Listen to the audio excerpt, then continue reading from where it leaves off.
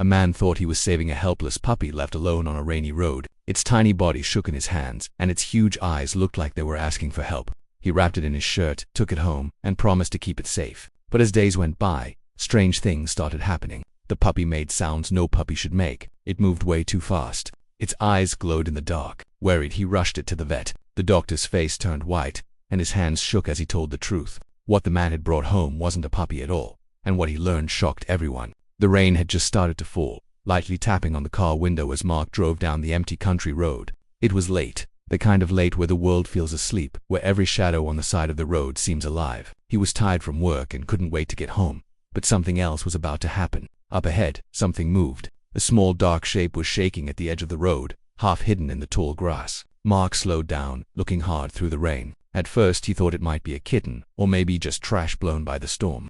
But then the shape lifted its head, and two huge glassy eyes reflected in his headlight beams. His heart felt tight. It was tiny, weak, and shivering. "Oh no," Mark said quietly, pulling over quickly. He stepped out, rain wetting his shirt, and bent down near the shaking creature. It was no bigger than his hand, with slick, jet-black fur stuck flat from the rain. Its ears looked too big for its head, and its little body shook hard as if the cold night might swallow it up. Mark's first thought was simple. Puppy, someone had left it here to die in the wet grass. He felt angry thinking about someone being so mean. "Who could do this?" he whispered, carefully reaching out his hand. The creature didn't bark or cry. Instead, it let out the smallest squeak, almost like a kitten's cry. Its tiny claws grabbed onto Mark's fingers as he picked it up from the ground. How light it was nearly broke his heart. It couldn't have been more than a few weeks old. Mark held it gently against his chest, keeping it safe from the rain. The creature blinked up at him with wide, liquid eyes, like it knew he was its only hope. In that moment, something changed inside him. He wasn't just picking up a stray animal. He was saving a life.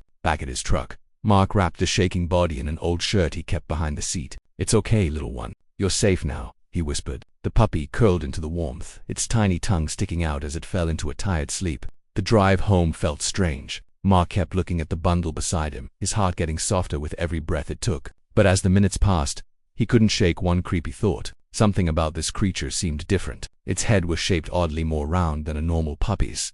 Its eyes were bigger, darker, almost too full of feelings. And its movements, though weak, seemed strangely quick, like it wasn't fighting to survive. It was adjusting, watching, learning. Mark pushed the thoughts away. Being tired and emotional was making him think strange things. After all, what else could it be besides a puppy? Still, when he pulled into his driveway, the rain now falling harder, he felt a strange chill. Holding the bundle close, he whispered again, as much to himself as to the creature, "Don't worry, I'll take care of you," as he walked into the warm light of his home. He had no idea that this one act of kindness, rescuing what he thought was a helpless puppy, was about to reveal a mystery so shocking it would leave even an experienced veterinarian pale with fear. Mark placed the tiny bundle on a soft towel in his living room, his hands moving carefully as if he were holding something made of glass. The little creature moved, blinking at the sudden warmth of the house. Its huge eyes sparkled in the lamplight, showing his own worried face back at him. "Poor thing," he said quietly, gently rubbing its wet fur with the corner of the towel. The creature squeaked again, soft and high-pitched, but nothing like a puppy's sound. It grabbed the towel with surprising strength for something so small, digging its claws into the fabric before finally relaxing in his hands. Mark's heart melted. He couldn't remember the last time he'd seen anything so helpless. He set out a shallow dish of warm milk on the floor, hoping the little one would drink it. The creature sniffed the air, wobbled forward unsteadily, and then lapped at the liquid eagerly. Mark smiled, feeling relieved. "That's it, buddy. You're going to be okay." He watched for several minutes, forgetting how tired he was. There was something fascinating about the way the creature moved. Light, almost silent, like a shadow moving across the floor. Its tail twitched in a pattern, its ears twitching at every small sound in the house. Even though it was so weak, it seemed unusually alert, like it was constantly studying everything around it. By the time the little one finished, its belly was full and round. It walked back to Mark, pressing against his leg. He reached down and picked it up, surprised again by how light it was. Without waiting, the creature curled into his chest, tucking its tiny head under his chin. Mark's throat tightened with emotion. He had only known it for an hour, yet he already felt protective, as if fate had put this fragile life into his hands. That night, he made a small bed from a shoebox, filling it with an old sweatshirt. The creature settled into it right away. But when Mark tried to walk away, it squeaked loudly, climbing toward the edge. Mark laughed softly, picking it back up. All right. You want company." Against what he thought was better, he let it sleep curled on his pillow. He stayed awake for hours, listening to its tiny breaths, feeling its warmth against his cheek. By morning he had already given it a name, Shadow. It seemed perfect for something so small and dark, a mysterious little friend who had appeared out of nowhere. As the days passed, Shadow settled into the house like it had always lived there, but it wasn't like any puppy Mark had ever raised. Shadow didn't bark or whine. Instead, it made odd chirping sounds, sometimes low, sometimes sharp, always getting Mark's attention. Its eyes seemed almost too full of feelings, following him wherever he went. And unlike most pups, Shadow didn't stumble clumsily as it got comfortable. Its movements were exact, smooth, almost like a cat. One evening while Mark read on the couch, he felt eyes on him. Looking down, he found Shadow sitting on the armrest, staring at him so hard it made his skin prickle. The little creature tilted its head, ears twitching before letting out a sound that sent a chill down his spine. Not a bark, not a meow, but something in between. Mark laughed nervously. "You're a strange little guy, aren't you?" Despite the odd things, Mark's love grew stronger. He took photos and shared them with friends, who responded with confusion. "That's the weirdest puppy I've ever seen," one texted. Another joked, "Are you sure it's a dog?" Mark ignored it. People didn't understand. Shadow was his responsibility now, his family. At night, Shadow was restless. While Mark tried to sleep, the creature often crept silently around the room, its eyes glowing faintly in the dark. More than once, he woke up to find it sitting at the foot of the bed, watching him. Strangely, he didn't feel scared. If anything, he felt safe. Each day, their bond grew deeper. Mark carried Shadow everywhere, fed it carefully, and even talked to it as if it could understand. And in a way, it seemed to. Its head would tilt at the sound of his voice, its tail flicking like it recognized him. But beneath the warmth of their growing bond was a shadow of worry. The more time he spent with Shadow, the more certain Mark became. This wasn't just a puppy. It was something else, something he couldn't quite name. And soon, he would learn the truth. At first, Mark convinced himself that Shadow's strange behaviors were just part of being a young pup. But as the days turned into weeks, the little creature's oddities became harder to ignore. For one, Shadow never barked, not once. There were no playful sounds, no cries for food, no excited greetings at the door. Instead, it made strange chirping sounds that echoed strangely in the quiet house. Sometimes soft like a bird, sometimes sharp enough to make the hairs on Mark's arm stand up. Each time, Shadow's wide black eyes looked at him, almost as if testing his reaction. Then there was the way it moved. Unlike clumsy puppies that stumbled as they grew, Shadow was strangely graceful. Its tiny body glided across the floor,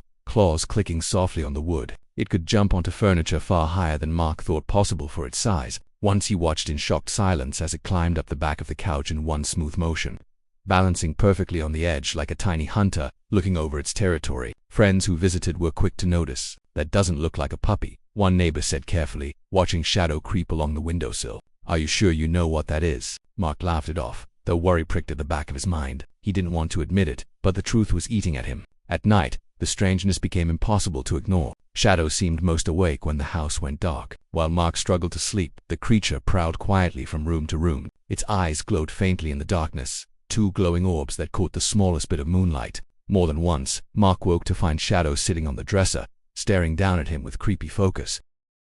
Food was another puzzle. Shadow refused dog food no matter how Mark tried to disguise it. Milk and soft scraps worked for a while, but then it began showing unusual likes, sniffing curiously at raw meat, even hissing quietly when Mark tried to pull it away. Puppies didn't hiss. Despite the warning signs, Mark couldn't bring himself to turn away. The bond they had formed was real. Shadow still curled against his chest when he sat on the couch, still chirped softly when he came home, as if greeting him. But deep inside, Mark's worry grew. What if he wasn't caring for it the right way? What if it wasn't even safe for him to keep? The breaking point came one evening when Mark carried Shadow outside to feel the grass under its paws. A neighbor's dog barked loudly from across the fence. Shadow stiffened, its tiny body shaking, not with fear, but with something darker. It let out a low, deep sound Mark had never heard before, a sound that didn't belong to any puppy. The barking dog went silent, tail between its legs, backing away without another sound. Mark's stomach dropped. He stood frozen, holding Shadow in his arms. For the first time since finding the little creature, he wasn't sure what he was holding. And that night, unable to ignore the worry any longer, Mark made a decision. Tomorrow he would take Shadow to the vet. The next morning came gray and heavy, as if the sky itself carried the weight of Mark's worry. He placed Shadow gently into a small carrier lined with a blanket. The little creature chirped softly, wide eyes blinking up at him as if sensing something was wrong. Mark swallowed hard. "It's okay, buddy. We're just going to make sure you're healthy." The drive felt endless. Every bump in the road made his nerves worse. He kept looking at the carrier beside him, where Shadow watched silently, too calm for what should have been an energetic puppy. By the time he pulled into the vet clinic's parking lot, Mark's hands were sweaty. Inside, the waiting room buzzed with the usual chaos. Dogs barking, cats meowing, the smell of cleaning supplies heavy in the air. Mark sat in the corner, holding the carrier close to his chest. A little girl leaned over from across the room, pointing. "Mummy, look at that puppy. It's so tiny."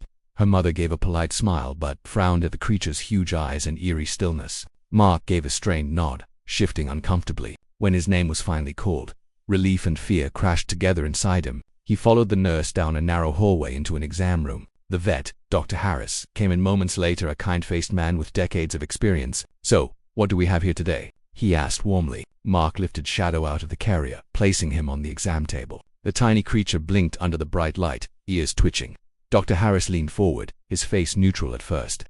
Looks young, very young. Where did you find it?" "On the side of the road," Mark explained quickly. "It was raining and, well, I thought it was a puppy someone dumped. I couldn't just leave it there." The vet didn't respond right away. He adjusted his glasses, gently touching Shadow's head, then lifting one of its paws. His eyebrows came together. He checked its teeth, its ears, its claws. The longer the exam went on, the more his face changed from curiosity to concern, then to something colder. Mark's heart began to race. "Is something wrong?" Dr. Harris didn't answer right away. He stepped back, staring down at the creature as if trying to process what he was seeing. His hands shook slightly as he reached for his clipboard. Shadow chirped, the strange sound echoing through the clean room. The vet froze, his pen falling from his hand. Slowly he looked at Mark, his face pale. "You said you thought this was a puppy." Mark nodded quickly, confusion squeezing his chest. "Yes, isn't it?" Dr. Harris's throat moved as he swallowed. His voice was quieter now, edged with disbelief. "No, this is not a puppy." The room went completely silent. Mark blinked, the words not sinking in. He looked at Shadow, who sat calmly on the table, staring back with those huge unblinking eyes. For the first time, Mark felt a chill crawl up his spine. "What do you mean?" he asked, his voice cracking slightly. The vet didn't answer right away. He bent closer again, almost not wanting to touch the creature a second time. His hands moved carefully, as if he were handling something dangerous. Finally, he stood up straight, his face serious. "I need to know exactly where you found this. Every detail, right now." Mark's mouth went dry. His mind replayed the rain, the roadside, the moment he scooped the shaking figure into his arms. But nothing prepared him for the intensity in Dr. Harris's eyes. Whatever Shadow was, it wasn't what he thought. And the truth, Mark realized with a sinking heart, might be far more terrifying than he could have imagined. The silence in the exam room stretched painfully, broken only by the faint hum of the light above. Mark shifted nervously, his eyes moving between Dr. Harris and the small creature sitting calmly on the steel table. Shadow tilted its head, those wide black eyes shining as if it understood every word left unspoken. Finally, the vet breathed out slowly, adjusting his glasses with shaky hands. "Listen carefully," he said, his voice low. "This is not a puppy, not even close." Mark blinked, the words sinking like stones in his chest. "Then what is it?" Dr. Harris hesitated, as if saying it out loud would make the truth heavier. He leaned closer to the little creature, pointing at its oversized ears, its unusual jawline, the sharpness of its claws. "Puppies don't have features like this. Their eyes don't glow this way. Their movements aren't this exact. What you've brought here isn't tame. It's wild." Mark's stomach dropped. "Wild, you mean like a fox?" The vet shook his head seriously. "No, not a fox. Not any ordinary animal you'd see around here. This is a cub of a species you should never have been near." He stood up straight, his face pale. "Mark, you've been keeping a predator in your house." The words crashed over him like thunder. He looked down at Shadow, still sitting calmly, its tiny chest rising and falling as if it were the most harmless thing in the world. "A predator? No, that can't be. It's just a baby. It needed help." Dr. Harris's look hardened. "That's exactly what makes it dangerous. Right now, it's small, helpless even. But in a few months, this creature could become deadly. Its instincts are not like a dog's. It isn't built to bond with humans. Keeping it was risky, very risky." Mark's heart pounded in his ears. His hand shook as he reached toward Shadow, torn between fear and the fierce need to protect that had grown inside him since that rainy night. Could it really be true? Had he mistaken a predator for a puppy? The vet's next words made his skin crawl. "I've seen something like this before. Once authorities took an illegal exotic cub from people who trade animals. People think they're pets when they're small, but they grow fast and they don't forget their nature."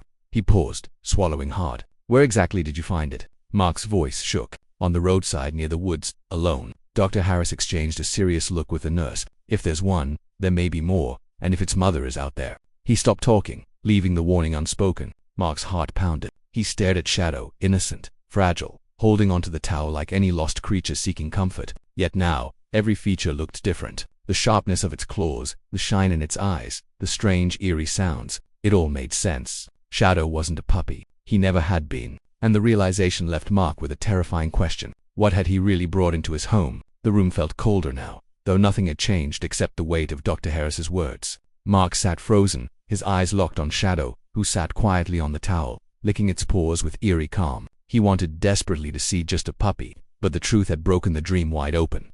Dr. Harris pulled up a chair and leaned forward, his face serious but patient. Mark, I need you to listen carefully. What you've been raising, it's not a dog. It's a cub, likely from a wild species. Based on the features, I'd say it's a young wolf or possibly something rarer, maybe even an exotic predator smuggled into this area. Mark's mouth went dry. A wolf. The word felt strange on his tongue, impossible to connect with the fragile creature curled at his side. No, that doesn't make sense. Wolves don't just show up on roadsides around here.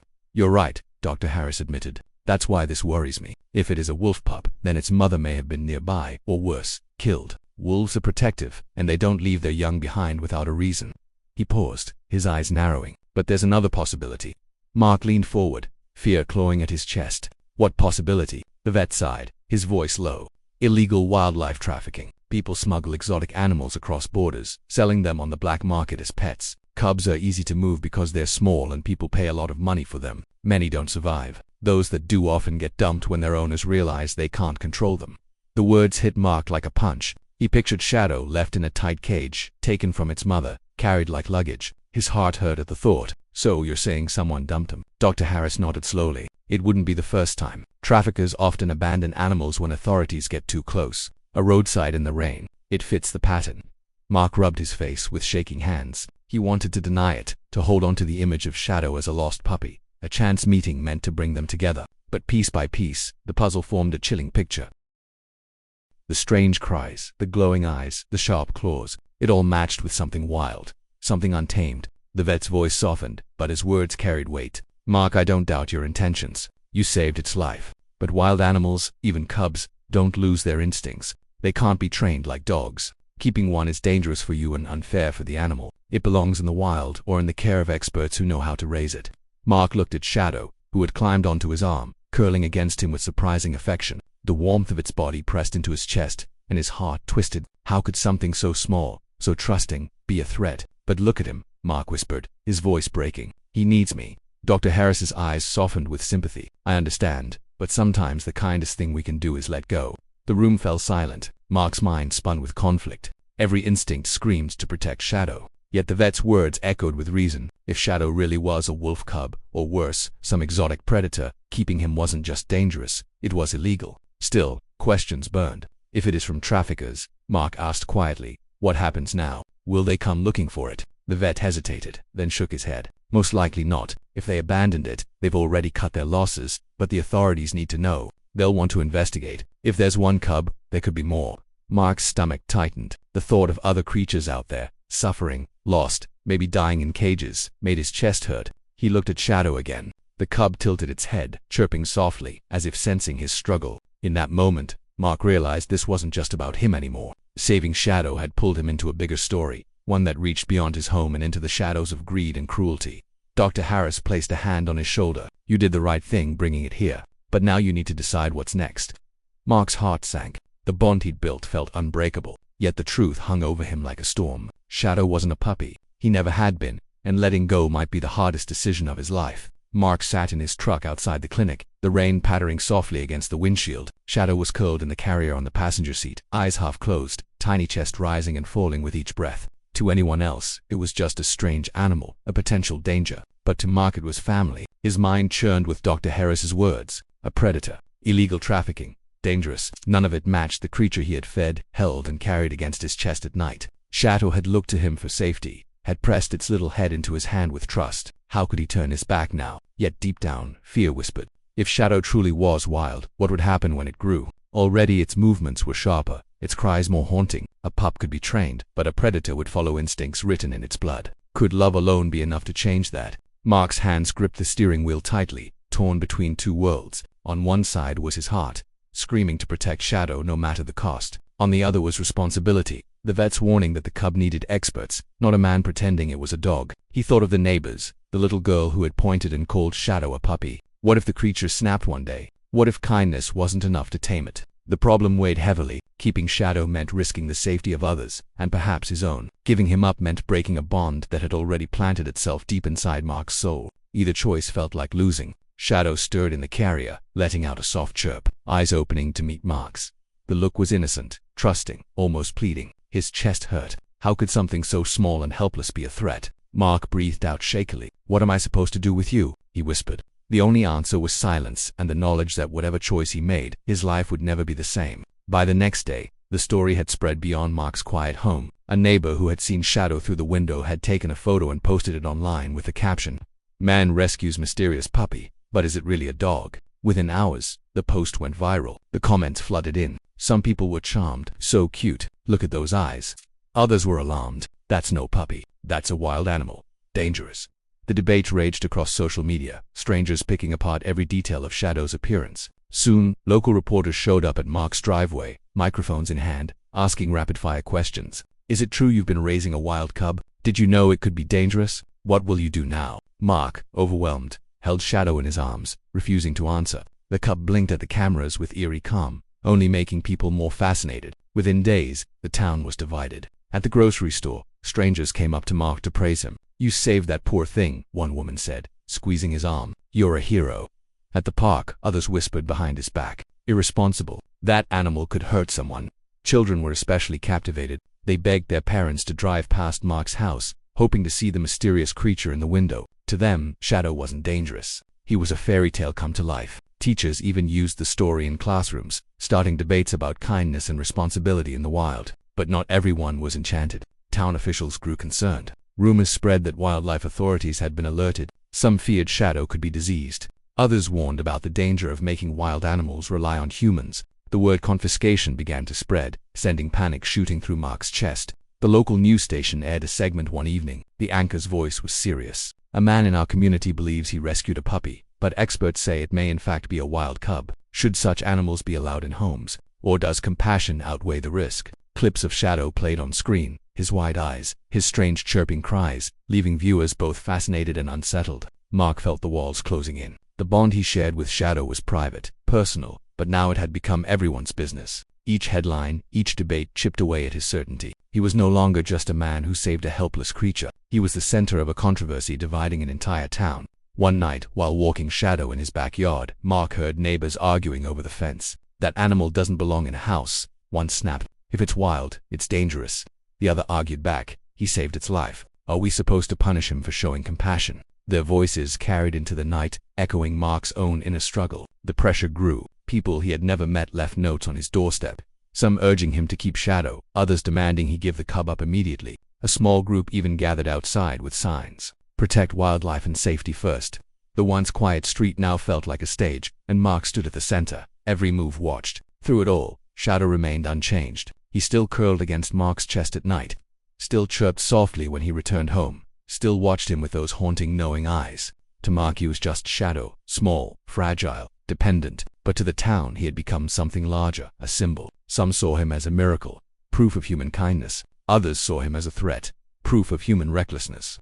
And in that divide, Mark realized something chilling. The decision of what to do with Shadow might no longer be his alone. The pressure grew unbearable. Each day, more letters arrived in Mark's mailbox, some praising him for saving Shadow, others warning him that keeping the cub was reckless. The debate online turned into arguments on local radio, even heated discussions at town meetings. Mark could feel the walls closing in. Finally, a letter arrived that made his chest tighten. It was from the state wildlife authority, asking that he bring the animal in for evaluation. The paper shook in his hands as he read it. This was no longer just a personal choice. The law was stepping in. That night, Mark sat on the living room floor with Shadow curled in his lap. The cub purred, if it could be called that, chirping softly in his sleep. Mark's hand stroked the soft fur again and again, his throat hurting. Every instinct screamed to protect him, to fight anyone who tried to take him away. Yet Dr. Harris's words haunted him. "It belongs in the wild. Keeping it isn't fair to you or to him." Mark closed his eyes, imagining Shadow months from now. Larger, stronger, instincts sharpened.